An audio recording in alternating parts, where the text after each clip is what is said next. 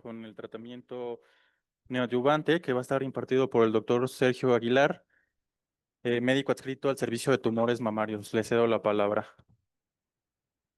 Gracias, Manuel. Buenos días. ¿Quiénes faltan de inscribirse a SSO? Pues ya, por favor, porque es algo que se va a promover de manera nacional por ESMEO. Pues qué penita que ustedes no estén ahí, ¿no? No estén suscritos. Por favor, por favor. Vale, pues bueno, vamos a ver hoy neoadjuvancia en cáncer de mama, adjuvancia endocrina, porque pues es un tema, ahorita vamos a ver, nos compete comprender a nosotros los cirujanos.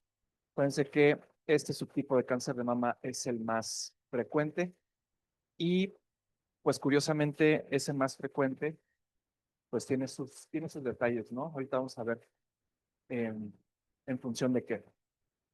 ¿De dónde sale todo esto de la terapia endocrina? Sale más o menos a principios de los 80s en estudios con tamoxifeno, en el cual se midió la respuesta después de dar este tratamiento en mujeres mayores de 75 años, encontrando que un buen porcentaje de estas pacientes tuvo algún tipo de respuesta, principalmente entre un mes y un año, siendo así que pues estos estudios, este estudio sobre todo es como la base de que nosotros pues sabemos que podemos dar este tipo de tratamiento endocrino. Hay dos conceptos bien importantes que hay que tener claros en este tipo de modalidad terapéutica. Uno es la respuesta. Acuérdense que la respuesta se mide habitualmente por RECIST, eh, lo cual en ultrasonido pues no existe, ¿no? Entonces, pues es realmente ambiguo esta respuesta si la utilizamos con esos términos. Más bien los términos correctos serían, o el más correcto sería algo que se llama Overall Response Rate o también llamado Objective Response Rate, que son las tasas de respuesta objetivas, estas medidas por la suma de las dos máximas dimensiones de un tumor. Y pues bueno, eso se compara, ¿no? Con el tiempo después de estar dando el tratamiento. Van a ver mucho en lo que vamos a revisar. Este tipo de respuestas, completa, parcial, la realidad es que pues lo más objetivo es tener esta ORR y así es como se construyeron estos ensayos clínicos, ¿no? El primer ensayo clínico fue este en el cual ya sabiendo que había una respuesta tomando tamoxifeno, pues bueno, usan el letrozol ¿para compararlo en qué? En dos situaciones importantes, como objetivo primario, en saber cuántas pacientes que no eran candidatas a cirugía conservadora que recibían esta terapia se convertían a elegibles a cirugía conservadora y como objetivos secundarios la respuesta objetiva, esta que les platico, y pues la tasa de las pacientes que fueron llevadas a cirugía. Entonces, en este primer estudio, fíjense la diferencia entre pues la proporción, ¿no? En tamoxifeno y letrozol del porcentaje de pacientes que fueron llevadas a cirugía conservadora con una diferencia estadísticamente significativa y a partir de aquí, pues empiezan a correrse todos los estudios que ahorita vamos a ver un poco rápido por la situación esta del CELNIC, ¿no? Fíjense aquí, por ejemplo, muy interesante, la respuesta clínica por palpación, que pues si bien esto es sumamente poco objetivo, subjetivo vaya, acuérdense que nosotros, pues como cirujanos, como quirúrgicos, utilizamos muchísimo las manos para todo, ¿no? Entonces, si bien es algo que no es muy objetivo, sí es importante que sepan que siempre, de los siempre, hay que revisar a las pacientes, ¿no? Entonces, esta respuesta por evaluación clínica para mí tiene algo de sentido, aunque sí es una forma de medirlo un tanto, como ya les platiqué, subjetiva. ¿Qué es lo más importante? Esta respuesta objetiva, medida por palpación clínica, fíjense, este estudio es del 2001, ya tiene rato, pero me parece muy valioso porque esto que palpa quien sea, quien haya sido en este fase 3 de 16 países, fue estadísticamente significativo para predecir de alguna manera que la paciente iba a tener algún tipo de respuesta o no en función del uso de terapia endocrina neoadyuvante con inhibidores de la aromatasa. Entonces ya pienso que ya desde aquí más o menos se dan cuenta de que los inhibidores de aromatasa no solo son superiores en supervivencia libre de recurrencia para la adyuvancia, también dan más respuesta objetiva en la neoadyuvancia. Este es el famosísimo P24, de aquí sale también famosísimo PEPI score que les preguntamos. Ahorita lo vamos a ver, pero en este P24 inicial, que fue un fase 3 también, donde también se comparó letrozol con tamoxifeno y también se compararon las tasas de respuesta y desenlaces quirúrgicos, este estudio también sienta la base para evaluar la respuesta biológica. Entonces, para fines muy sencillos, usamos la terapia endocrina neoadyuvante con dos finalidades. Una es aquellas pacientes con tumores receptores hormonales positivos, HER2 negativo, que no son candidatas a una cirugía conservadora de manera inicial y que tienen un cáncer en una etapa temprana, pues bueno, tratar de convertir, de disminuir ese tamaño tumoral para hacer una cirugía conservadora. Y dos, para evaluar la respuesta biológica, darnos una idea de cómo es que se comporta ese tumor y entonces la probabilidad de que recurra, ¿no? Y entonces la necesidad quizás de dar algún otro tipo de tratamiento adyuvante. Entonces aquí son 154 pacientes versus 170.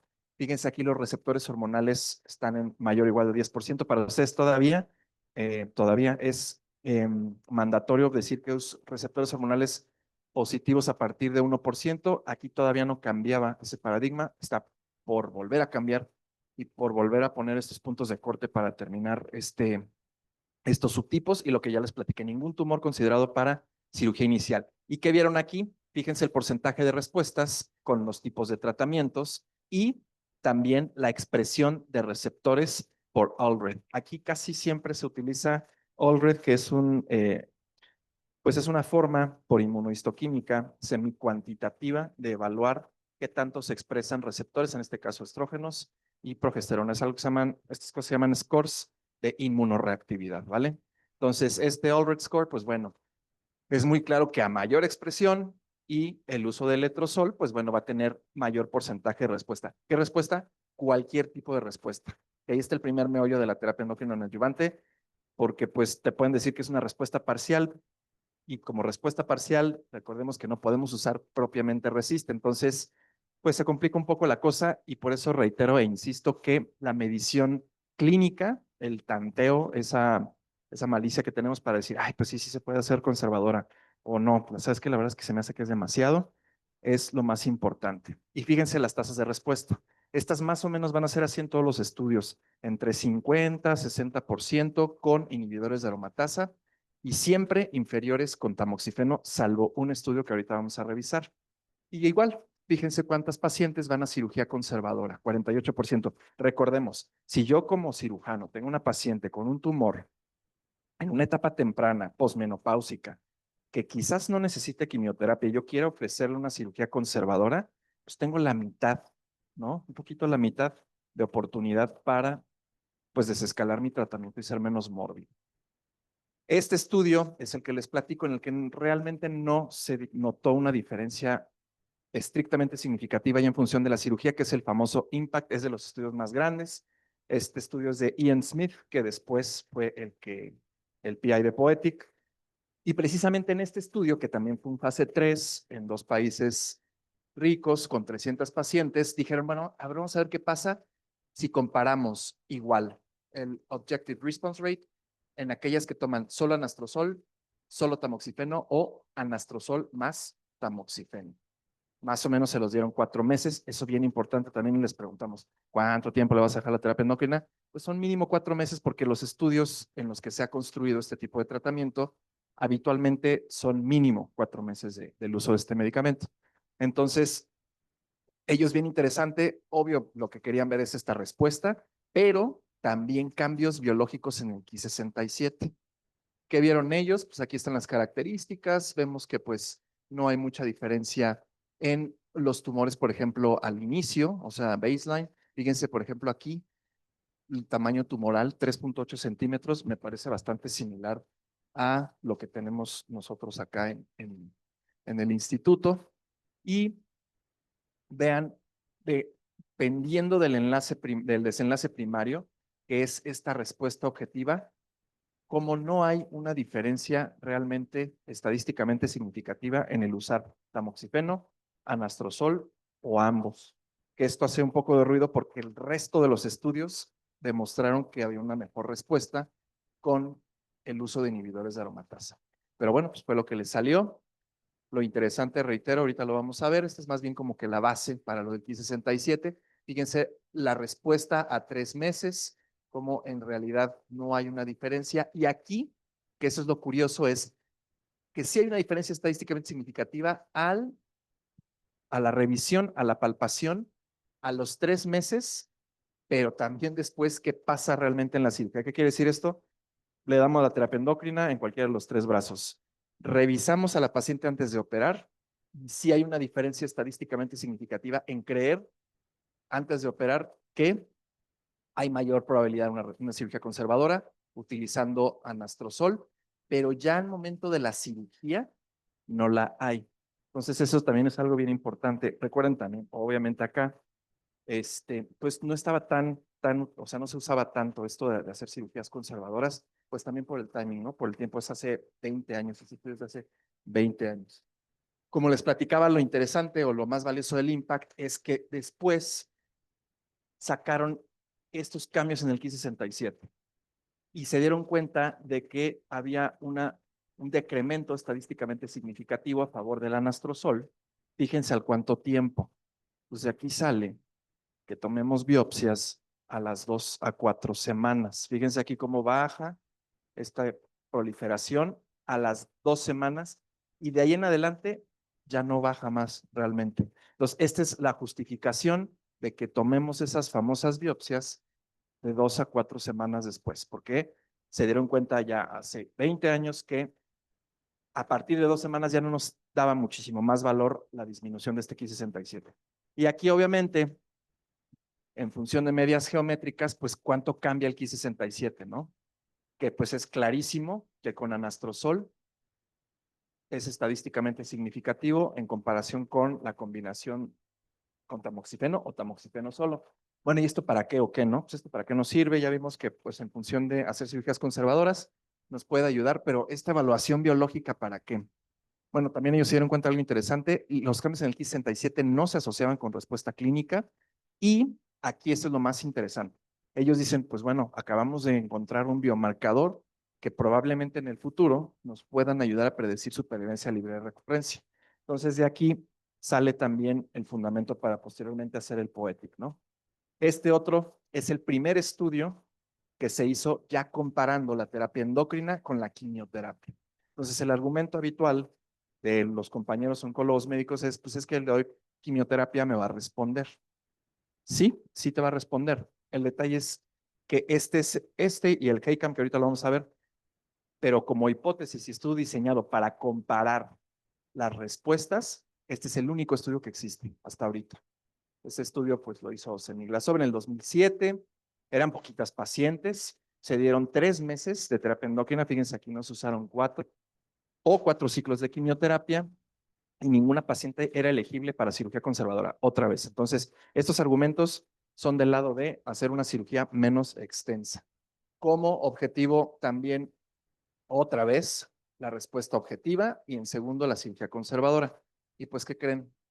Luminales siendo luminales. No hay diferencias estadísticamente significativas en nada, ni en respuesta clínica, ni en respuesta parcial, ni en completa, ni en nada, ¿no? ¿En qué sí hay diferencia? Pues es obvio que hay diferencia en las toxicidades. Entonces, este es el estudio pues que nos da un poco de argumento para decir, si queremos una respuesta y queremos estas conversiones a cirugías conservadoras y le quieren dar quimioterapia, pues lo único que hay prospectivo dice que no hay una diferencia y podemos entonces intentarlo. La respuesta patológica completa, como ya sabemos, es muy baja en este tipo de tumores, sea con lo que sea. Las pacientes elegibles para cirugía conservadora, obviamente un poquito a favor de la terapia endocrina, pero no algo estadísticamente significativo. La misma tasa de progresiones, casi la misma tasa de enfermedad estable y a 36 meses la misma tasa de recurrencia. Lo que quiere decir que es una terapia segura si se compara con el estándar que es la quimioterapia neoadyuvante. Y aquí, pues ya estamos, ahora sí, en el artículo donde se construyó el PEPI. Entonces, estos dos estudios que les platiqué, que fueron el IMPACT y el P24, lo que hizo Matthew Ellis fue, bueno, vamos a hacer un modelo pronóstico, como los hay en todos lados, como ya lo hemos visto en las clases, un modelo para predecir la probabilidad de recurrencia o de muerte, ¿no? Que es en Recurrence Free Survival y interesantemente es supervivencia a cáncer de mama específica, también el PEPI, ¿no? Entonces, de estos pacientes del P24, sacaron obviamente las curvas y funciones de supervivencia con lo clásico, etapa 0,1 versus 2,3, obviamente les va peor, ya lo vimos. Ganglios positivos versus negativos también les va peor, ya también lo vimos. Factores pronósticos que no cambian, no han cambiado hasta la fecha, ¿no? Acá, por respuesta clínica, fíjense cómo qué curioso, por respuesta clínica, ven que hay una diferencia. Y acá por los grados, grado bajo versus intermedio alto. Todo esto no es nuevo, ya lo sabemos, ¿no? Ya sabemos que a estas pacientes pues, les va a ir peor, igual con la expresión de receptores y también esto, pues juntando no nada más la supervivencia libre de recurrencia, sino también la supervivencia cáncer de mama específica. ¿Qué hacen? Pues corren sus análisis multivariables y fíjense cómo lo de toda la vida, ¿no? Tamaño tumoral, estado ganglionar, Ki67, que pues ya lo habían descubierto, y la expresión de receptores por Allred, como también ya lo habían descubierto. Entonces, lo único que hizo el doctor Ellis fue juntar estas variables y hacer un modelo pronóstico, otorgando puntajes a la presencia o ausencia de alguna de estas, bueno, más bien de cada una de estas variables, ¿no? Aquí podemos ver, por ejemplo, los hazard ratio, que pues pues a mí me parecen muy lógicos, ¿no? Estado ganglionar positivo, pues claro que me va a dar 3,9 más probabilidad de morir por cáncer de mama que el no tenerlo, y claro que va a ser estadísticamente significativo. Y entonces de aquí, de estos, sale el PEPI, para que por favor no se les olvide, o si no ya están viendo el artículo y lo busquen y no les tenemos que estar preguntando otra vez.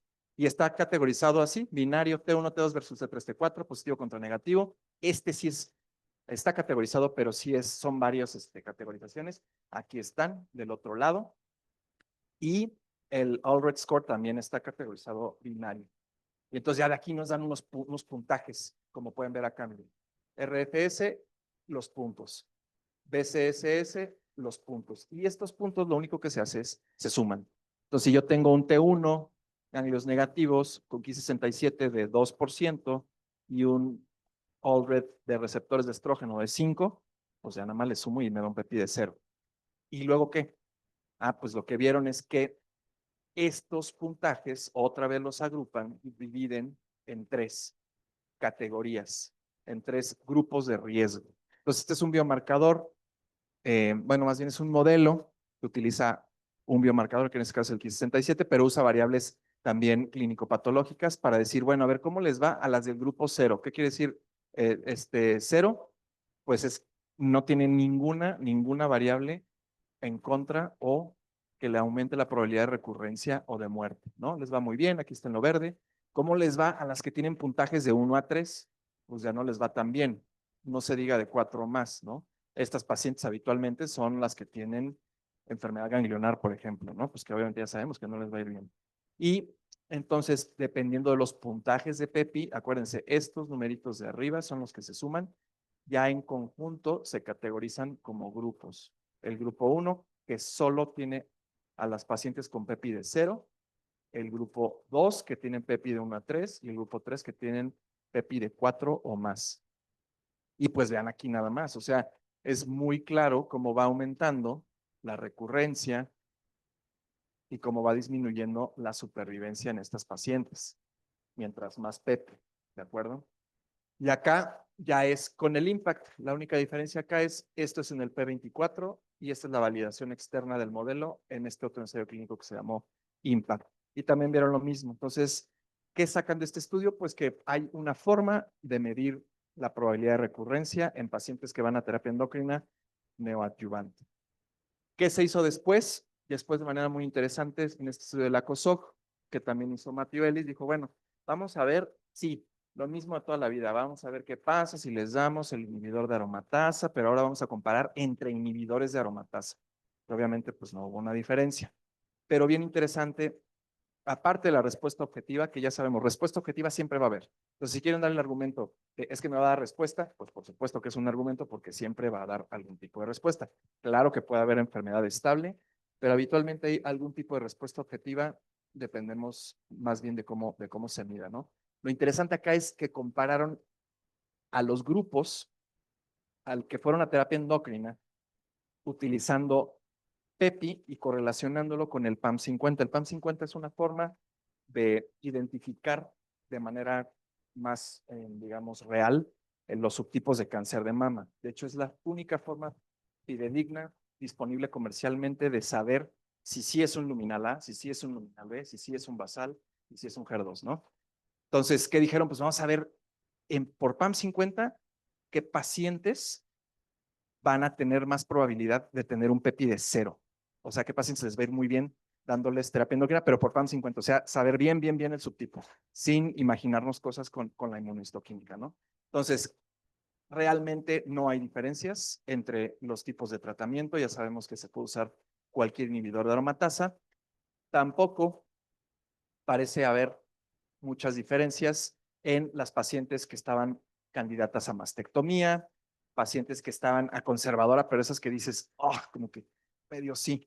Fíjense, las proporciones no son realmente tan distintas, ¿no? Lo que quiere decir que se puede dar cualquiera de los 3 inhibidores de aromatasa disponibles de manera segura si lo que buscamos es respuesta. ¿Y qué pasó con el Ki67? Pues igual. Miren el cambio en el Ki67. Aquí parece ser pues que obviamente el anastrozol y el exemestano tienen pues un poco de más poder para cambiar este Ki67 y acá por subtipos. Entonces fíjense el luminal A, que es lo azulito, estos box plots en los cambios en Ki67 basales versus los cambios por cirugía. Vean el luminal B ya parece ser que también tiene cambio. Interesantemente también metieron HER2 porque en ese entonces, pues bueno, era el 2011, ¿no? Entonces estaban ahí como que explorando. Obviamente no damos terapia endocrina adyuvante en HER2, ¿verdad? Nunca, pero pues en estos estudios en ese entonces todavía no se sabía. Vean, por ejemplo, por receptores de estrógenos, pues obviamente el luminal A va a tener más receptores de estrógenos en comparación con el B. Fíjense cómo de manera interesante las medianas de expresión disminuyen después del tratamiento endocrino. Y acá igual los cambios en el Ki67 basal y al momento de la cirugía. Entonces, ¿de qué se dieron cuenta? Que obviamente, fíjense aquí, comparando luminal A contra luminal B contra HER2, pues claro que va a haber diferencias en prácticamente todo. En el índice de proliferación, o sea, en el Ki67, ¿por qué? Es lógico que un luminal 2 tenga más proliferación con luminal B, perdón, tenga más proliferación con luminal A. Y así también un HER2, ¿no? En el Ki67, después de la terapia, también hay una diferencia estadísticamente significativa. Y en los cambios, también hay una diferencia estadísticamente significativa. ¿Cuándo qué? Cuando se compara luminal A con luminal B. Este es un pequeño problema porque, reitero, no es habitual pedir un PAM50, que sería lo ideal, en todas las pacientes con cáncer de mama. El problema es que es caro. Entonces, pero pues ellos hicieron este análisis muy exploratorio y se dieron cuenta de eso. Si yo tengo una paciente con luminal A por PAM50, entonces tengo 2.9 veces más probabilidad, bueno, ya 2.9 en el multivariable, de tener un PEPI de 0. ¿Qué quiere decir esto? Pues que las pacientes no vamos a tener PAM50, pero las que ustedes vean en su práctica, en las unidades funcionales, que expresan 7 u 8 de ALRED, que tienen Ki67 de 15, que son mayores de 75 años, que progesterona también la expresan alto, pues bueno, medio pueden ser luminal, ¿no? Está ahí chiruleramente y entonces puede ser que ellas sí tengan un PEPI de 0. ¿Para qué nos sirve el PEPI de 0? Reitero, bien importante. Acuérdense que la forma estándar de saber si una paciente es candidata a quimioterapia adyuvante en un tumor receptores de estrógenos o de hormonales positivos, HER2 negativo, es con una prueba genómica. El problema es que no tenemos pruebas genómicas para todas. No todas las pacientes pueden pagar pruebas genómicas. Entonces, este tipo de modelo nos puede ayudar un poco a estimar la probabilidad de recurrencia y de ahí tomar una decisión, obviamente multidisciplinaria, de si la paciente realmente requiere de quimioterapia adyuvante o no.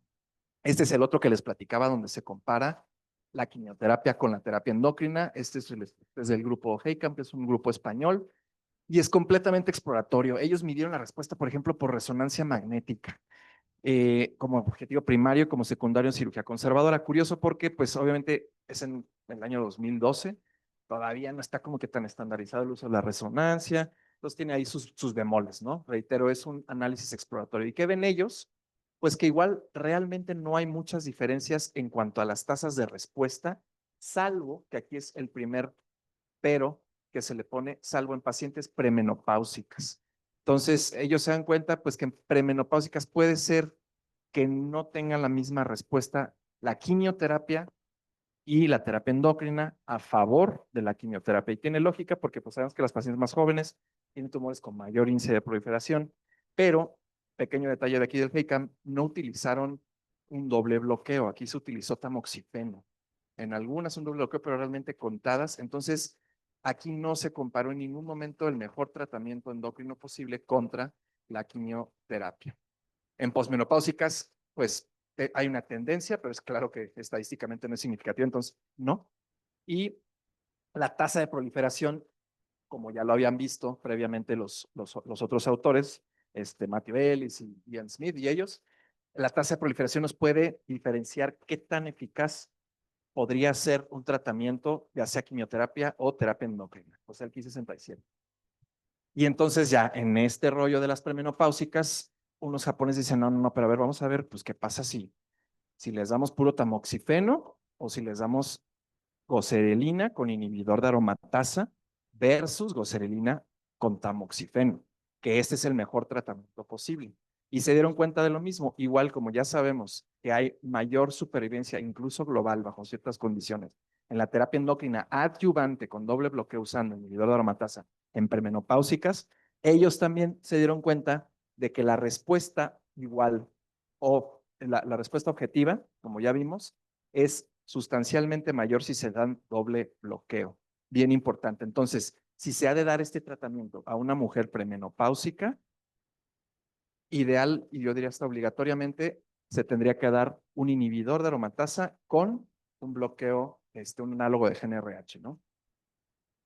Aquí está más o menos al tiempo de tratamiento, la comparación en proporciones, por ejemplo, aquí, de respuesta. Fíjense, estas objective response rates pues son sustancialmente mayores, ¿no? Cuando se da el anastrozol. Y esto, pues más o menos medido a la semana 24. Por eso cuando les preguntamos, bueno, ¿y cuál es la mediana más o menos para evaluar esta máxima respuesta? Pues 24 semanas más o menos son como 6 meses, ¿no? Por eso decimos que 6 meses, porque en este estudio particularmente sí miden de manera muy precisa a qué semana hay mayor tasa de respuesta. Algo bien importante también, en terapia endocrina adyuvante, a mayor tiempo que des el tratamiento es más probable que responda, porque acuérdense, son tumores que crecen lento. Y así como crecen lento, también se hacen pequeños lento, ¿no? Obviamente hay más tasa de efectos adversos utilizando el inhibidor de aromatasa.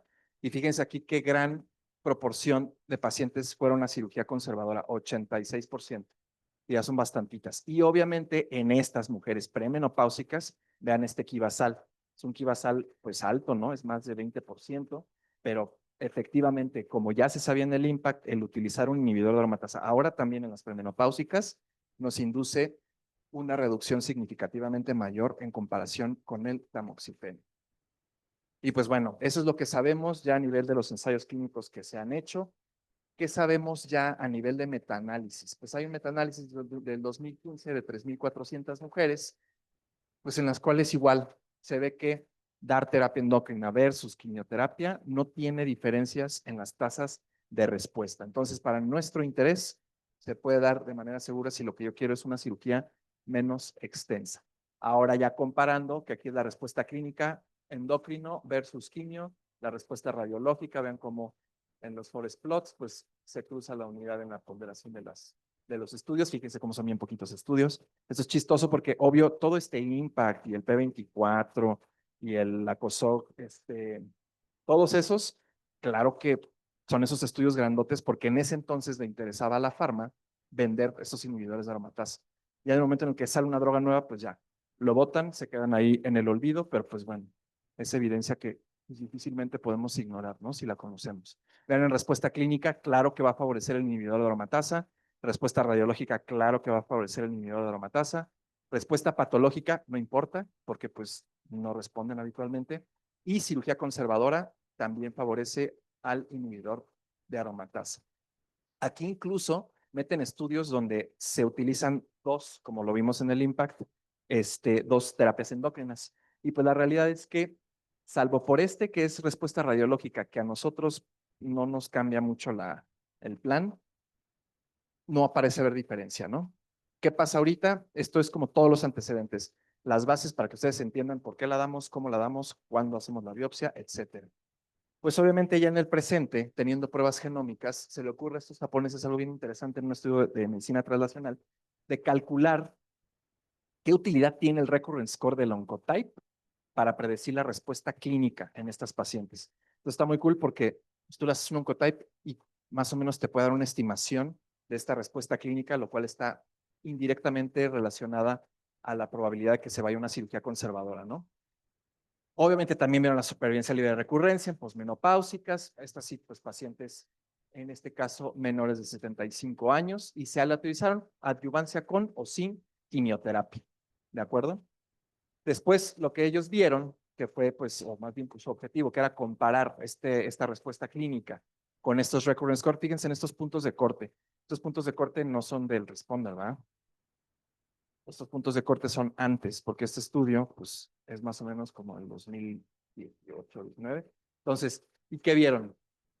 Buscaron también qué relación hay entre la respuesta clínica y la expresión de estos genes por PCR. El Ki-67 por inmunohistoquímica y las correlaciones entre ellos. Entonces, ellos lo que dijeron es, ok, está padre la terapia endocrina, pero estamos en la era de los biomarcadores y de las pruebas genómicas. Vamos a ver si hay alguna relación entre estas pruebas genómicas con este tipo de terapia.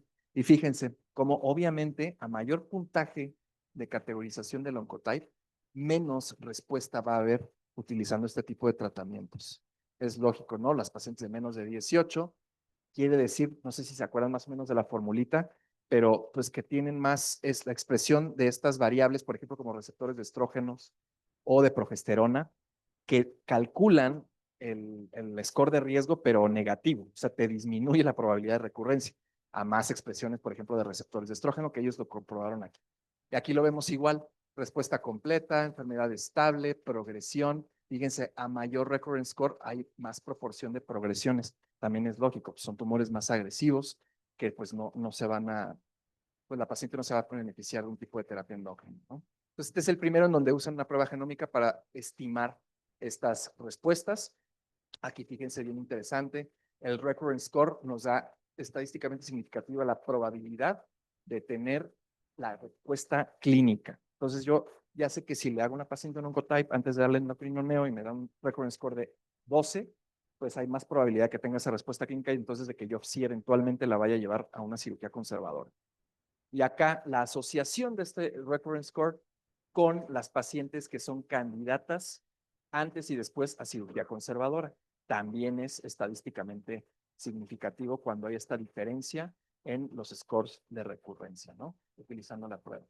Y aquí otra vez hacen un análisis multivariable de a ver si estos genes se encuentran asociados con esta respuesta clínica y pues por supuesto que le sale, ¿no? Este ESR1 viene en la fórmula del Oncotype, este PGR viene en la fórmula del Oncotype y este Group Score, que también es el grupito de los receptores de estrógenos, viene en la fórmula del Oncotype y obviamente todos y cada uno de ellos, básicamente estos, tienen una significancia estadística en función de aumentar la probabilidad, fíjense en los odds ratio, de tener una cirugía conservadora, ¿no?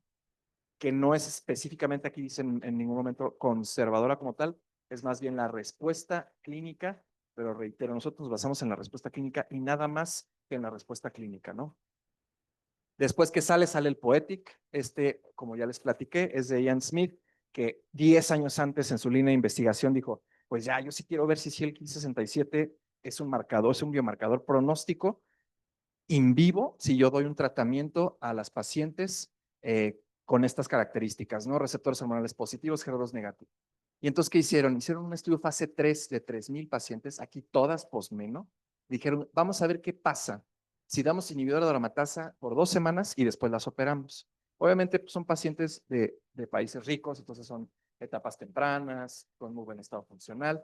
Y lo que se fijaron o sus objetivos fueron ver el tiempo, la recurrencia dependiendo de esta respuesta del Ki-67 y después ya el recurrence free survival, el tiempo para la recurrencia local o a distancia, la supervivencia global. Y entonces, ¿cuál es el objetivo? Ki-67 como predictor de desenlace. Fíjense, este estudio es británico y pues es de los países más ricos del mundo y curiosamente son muy tacaños. Entonces, se fijan mucho en cómo utilizar biomarcadores baratos o modelos de predicción baratos para no dar tratamientos o sí darlos, ¿no? Y pues como podemos ver acá, ya sabemos que habitualmente en este, que es en Lancet, pues no ponen las PES, pero pues se ve que están proporcionados los grupos, tanto el control como el que va a esta terapia endocrina adyuvante.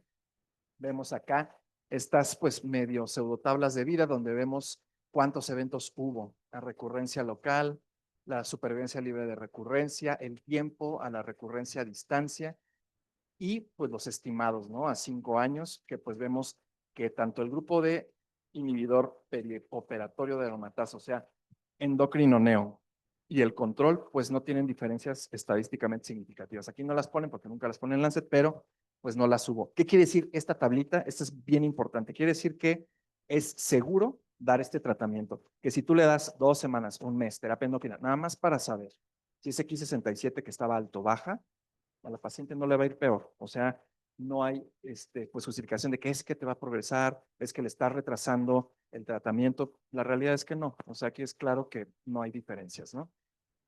Y entonces, ¿qué encontraron? Obviamente a ambos grupos les fue muy bien, porque pues son pacientes con este tipo de tumores en etapas tempranas.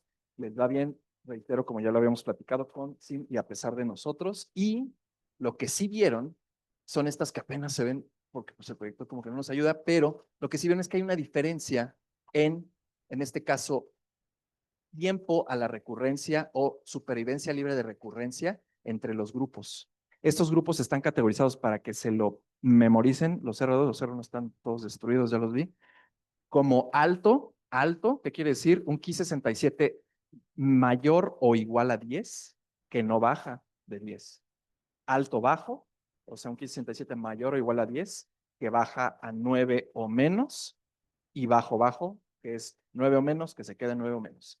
Y entonces, lo único que nos dice este estudio es que las pacientes que tienen un Ki67 alto, que es esta línea verde, que no baja, entonces tienen mucho mayor probabilidad de recurrencia, 2.5 veces más probabilidad de recurrencia.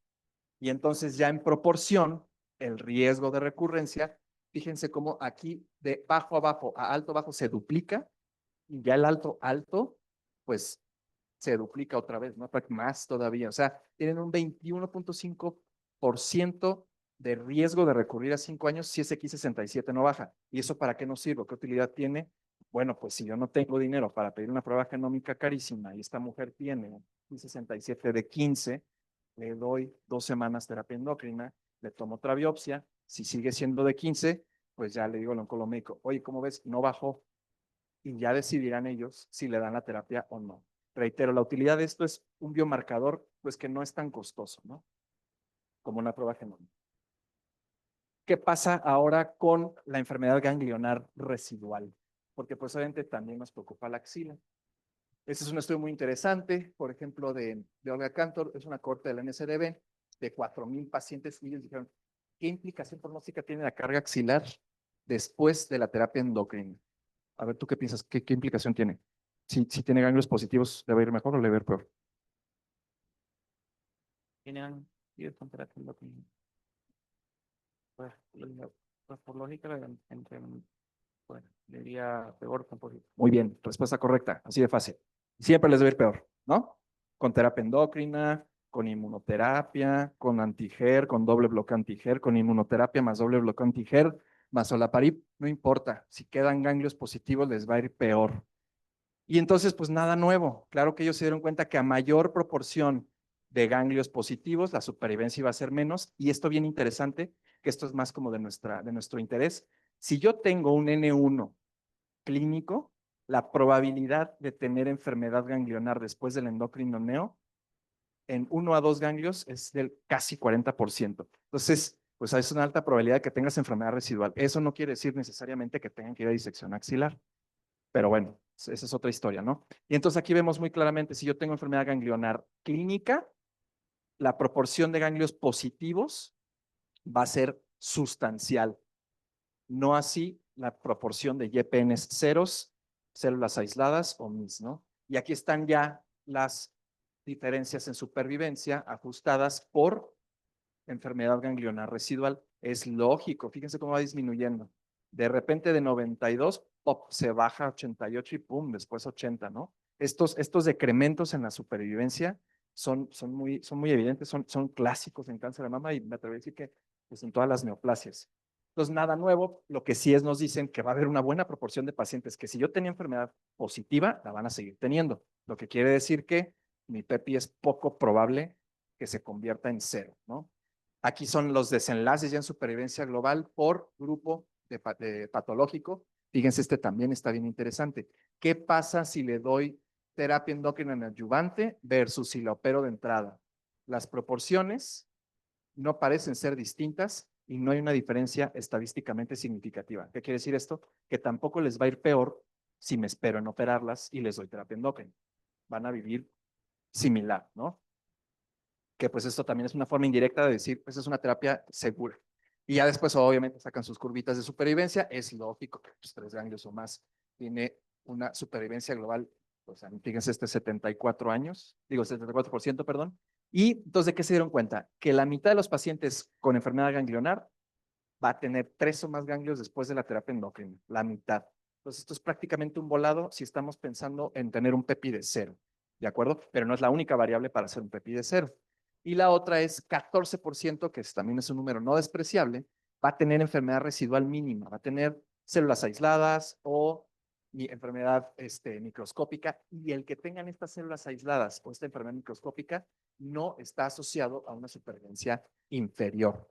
Entonces, en este 14%, que es nada despreciable, que es habitualmente lo que se interpreta ahorita vamos a ver en el otro estudio, y lo que tenemos aquí en el INCAN, este 14% de respuesta ganglionar, que no es despreciable, pues se podría incluso omitir una disección axilar, ¿no? Estamos hablando, recuerden, de enfermedad en escenarios N1, ¿vale? Enfermedad positiva clínica.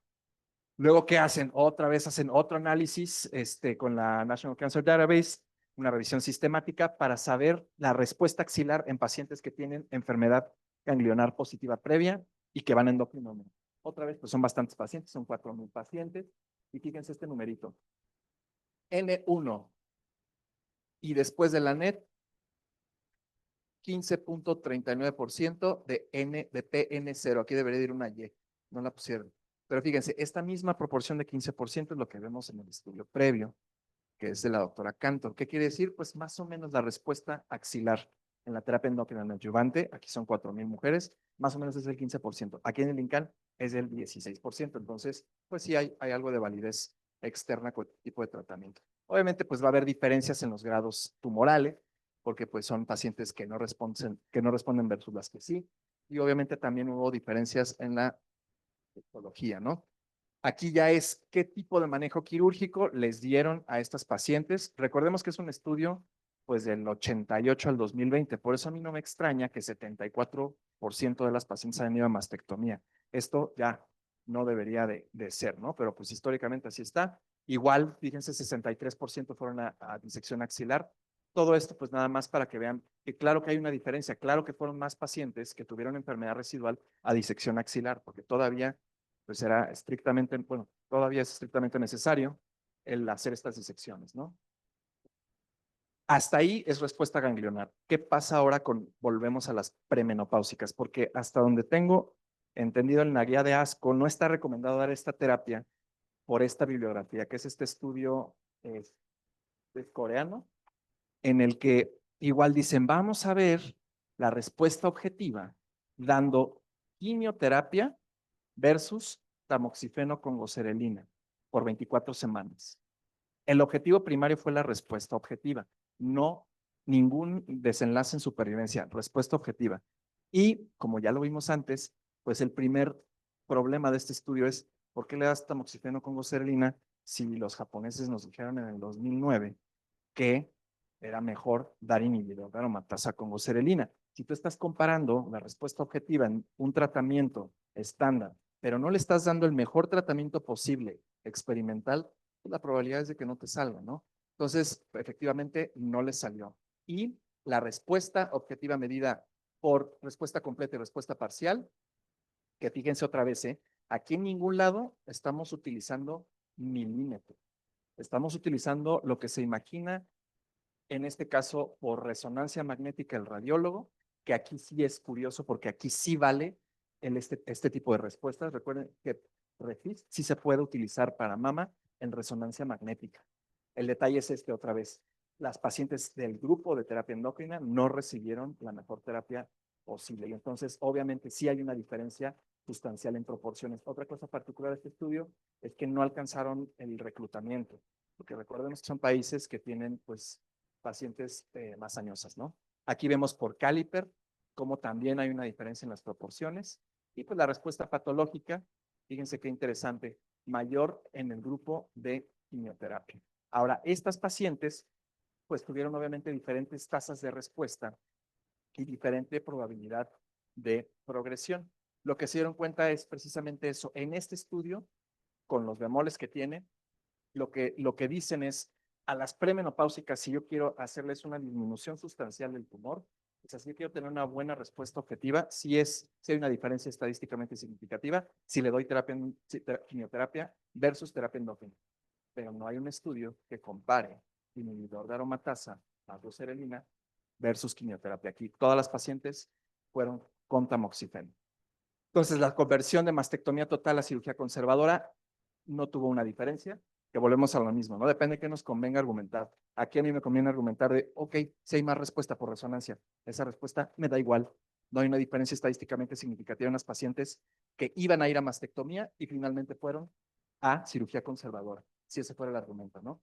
Obviamente ellos se dieron cuenta que hay una gran discrepancia entre la respuesta tumoral después de cualquiera de las dos terapias y la resonancia. Ese es un problema con los tumores receptores hormonales positivos. La resonancia como que no es muy buena para estimar las respuestas en este tipo de tumores en comparación de subtipos más respondedores.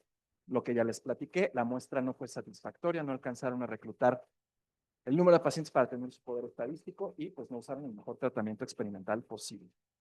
¿Qué es lo actual? ¿Qué es lo que hay ahorita? Este estudio que ya me parece que ya lo vimos, que es el ADAPT, que es del grupo alemán, ¿no? Aquí ya mezclan todo esto que se ha ido creando, la prueba genómica y este biomarcador que se llama Ki67. Y es muy interesante porque no es tan fácil meter marcadores intertratamiento, meter marcadores in vivo para estimar una respuesta y por ende poder cambiar una decisión terapéutica, que es lo que hicieron ellos. Ellos con estas pacientes, lo que dijeron fue, vamos a ver qué pasa con las pacientes que tienen un riesgo intermedio, pero un Ki67 alto y que después baje. ¿De acuerdo? Si lo tenemos claro, no necesitaríamos este Ki67 porque son pacientes con un riesgo intermedio, ¿no? Por responder de 1 a 3 ganglios no pasa nada. Pero, de alguna manera, la utilidad de este estudio es en las pacientes premenopáusicas, porque en ellas, como ya vimos, según este estudio coreano, es mejor utilizar la quimioterapia. Bueno, pues, pero ¿para qué, no? Para respuesta objetiva, a mí me da igual.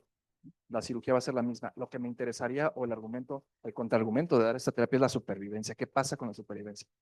Pues bueno, no son tantas pacientes premenopáusicas, pero tampoco son tan poquitas en este grupo, que es el grupo de nuestro interés, 26%. Fíjense la proporción de tamaño tumoral, 40% T2 a T4. Y fíjense el estado ganglionar, también una tercera parte. Quiere decir, pues que aquí había pacientes premenopáusicas con enfermedad ganglionar y riesgo intermedio que fueron a terapia endocrina y que a bajar el Ki67 no recibieron quimioterapia. ¿De qué se dieron cuenta? Pues obviamente, acá está. Pues obviamente que los cambios en el Ki67 pues fueron sustanciales. Esto es algo continuo, como ya lo vimos desde el P24. Y el recurrence score también, fíjense la mediana de recurrence score en las pacientes con riesgos intermedios de 12 a 25, 17, ¿no? Obviamente, lo que ya sabemos, las pacientes con un recurrence score mayor que tuvieron un Ki67 que no bajó, si alcanzan a ver ¿no? Post mayor a 10% fueron a quimioterapia. ¿Y qué dijeron? Pues bueno, vamos a comparar las supervivencias. Este es un estudio de no inferioridad. Dijeron, vamos a esas que respondieron con Ki67, que eran riesgo intermedio, ¿sí? Son estos dos grupos. A unas no les vamos a dar quimio y a otras sí. Dependiendo de si me baja el Ki o si no me baja. Obviamente, es un estudio en el que no es inferior dar terapia endocrina en este grupo de pacientes, pues porque no cruzaron el umbral que era este 3 menos 3.3%. Y fíjense aquí, Qué curioso. ¿Se acuerdan de lo que platicábamos con las pruebas genómicas, no? Las pacientes que tienen un recurrence score de 11 para abajo, les va a ir bien lo que les hagamos. Pues fíjense cómo en aquellas que tienen un recurrence score todavía un poco más alto, pero que es con este biomarcador nos da un indicio de que tiene buena respuesta a la terapia endocrina, pues las supervivencias no son distintas, ¿no? ¿Qué quiere decir? Pues que es bastante seguro porque son pacientes, reitero, que van a tener un buen pronóstico dependiendo pues obviamente de esta respuesta de este biomarcador. Aquí igual con supervivencia libre de enfermedad, supervivencia global, etcétera. Entonces, ¿qué valor nos da este estudio ADAPT? Pues que se puede considerar en premenopáusicas, incluso con enfermedad ganglionar, porque la supervivencia no va a cambiar. Bien importante, obviamente no es un estudio de puras premenopáusicas. Los alemanes no tienen tantas premenopáusicas, pero se puede considerar, ¿no? Es una proporción de la muestra no despreciable. Lo que ya sabíamos desde siempre, que el recurrence score de 0 a 11 tiene muy buena supervivencia y que las que tienen un riesgo intermedio, sea premeno, sea posmeno, tenga N0, tenga N1, si este I67 con terapia endocrina de curso corto, o sea, 2 semanas, queda en 10% o menos, entonces se puede omitir quimioterapia. Este es el primer estudio que utiliza un biomarcador predictivo, porque aquí sí yo estoy haciendo una intervención que es la terapia endocrina, después tomar una biopsia, y si esa biopsia me sale así, entonces yo ya cambio mi decisión terapéutica. ¿Dudas? Tenemos 10 minutos. ¿Todo clarísimo?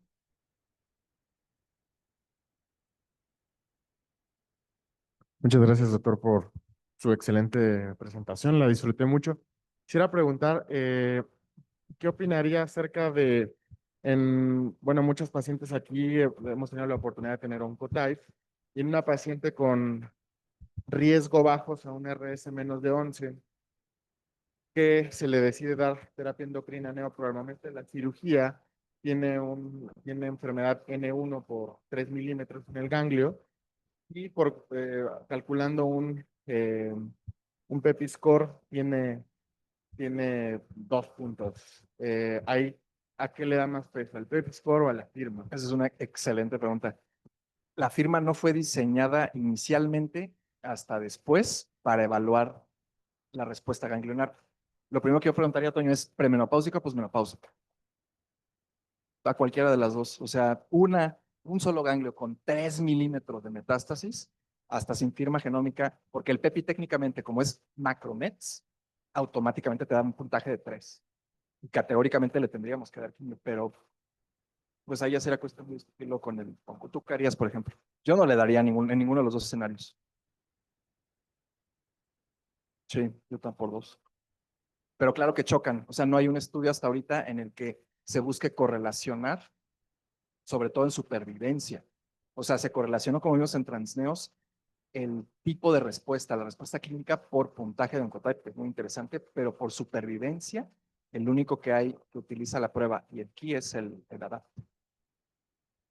Y no escatiman en ese tipo pues de cosas porque no meten el PEPI para nada, ¿no? Ajá.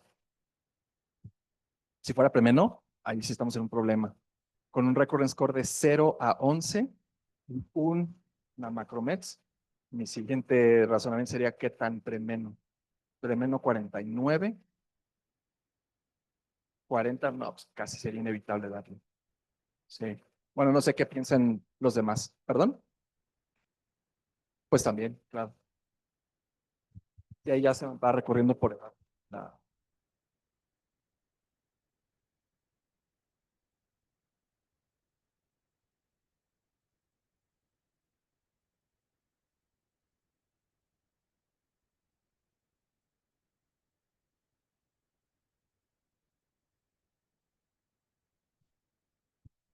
Ah, perdón. No, no, no. Sí, no, yo me refiero a los resultados no me acuerdo si es Taylor Exo Responder, donde evalúan la hormona antimuleriana como factor predictor de supervivencia y de definir si es premeno o posmeno. Aquí es un dato indirecto de cuál es tu reserva ovárica con la hormona multiurea, que es lo que está diciendo Sergio, nada más que lo está diciendo de manera clínica, ¿no? Dime qué trae premeno. O sea, este es un dato indirecto, pero constante, justamente para decir cuánta reserva tiene, más allá de la edad. Entonces, independientemente de la edad, en lugar de contestar 48, 49 años, el nivel de hormona antimujer ya no te va a decir cuál es tu posibilidad de respuesta. Claro. Un dato indirecto, no debe ser una práctica.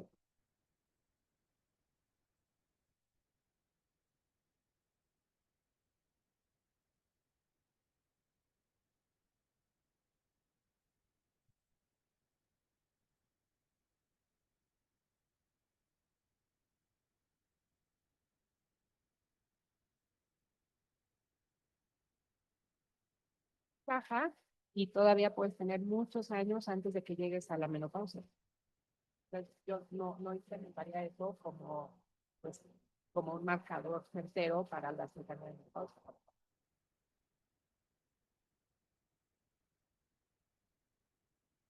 Pues yo decía por edad, o sea, si tiene 40, que tiene 49. Edgar, ¿o quién iba a preguntar algo? Ah, no, pues muchas gracias, Edgar, por pasárselo a no sé quién. Entonces, todo clarísimo, sí, no. Sí, ya no vamos a batallar, ¿no? Si no, ahí está la presentación. Yo no tengo problema en compartírselas, pero léanlo. Vale, sí. Pues quien sepa, quien le sepa, quien sea capaz, o sea, quien conozca todo ese background, todos estos como pitfalls que tiene, por ejemplo, si lo que les insistimos a los residentes, si es premenopáusica, a ver, vamos a hacer un experimento. Gustavo, estás en mama. Platícame, ¿cómo le vas a dejar la terapia endocrina neoadyuvante a una mujer premenopáusica?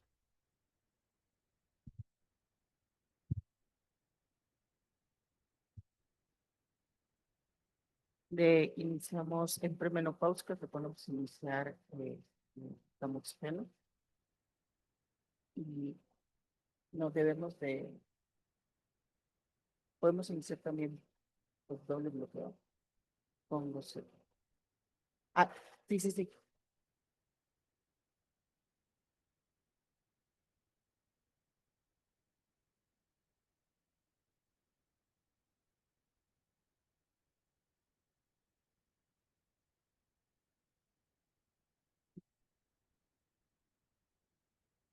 ¿Pero en qué secuencia? O sea, eso es bien importante. A ver, por favor, que se les quede. Si yo tengo una premenopáusica, le voy a dar terapia endocrina neoadyuvante, lo primero que le voy a hacer es un perfil hormonal basal. Lo segundo que voy a hacer es mandarla a que le pongan la goserelina. Puede ser con tamoxifeno o no. Eso ya depende de la persona que la dé. Yo no doy tamoxifeno inicial porque hay un 7% de probabilidad de hacer algo que se llama efecto flare, que es sube esta concentración hormonal por una especie como de efecto paradójico. Se puede dejar la pura goserelina un mes y le tomas otro perfil hormonal. Y si en ese segundo perfil hormonal la paciente tiene menor a 10 picogramos de estradiol, entonces es seguro iniciar el inhibidor de aromatasa. Pero el pitfall principal, que va con la pregunta de la doctora, es tenemos que estar checando continuamente ese perfil hormonal. Si es una paciente con sobrepeso, es lógico que va a tener muchísimo más estrógeno y entonces va a ser más complicado que esté bloqueada y entonces si no está bien bloqueada, va a ser un problema porque si le damos inhibidores de aromatasa a mujeres con función hormonal, no las estamos ayudando, ¿verdad? Que no sé si más o menos por ahí va la pregunta.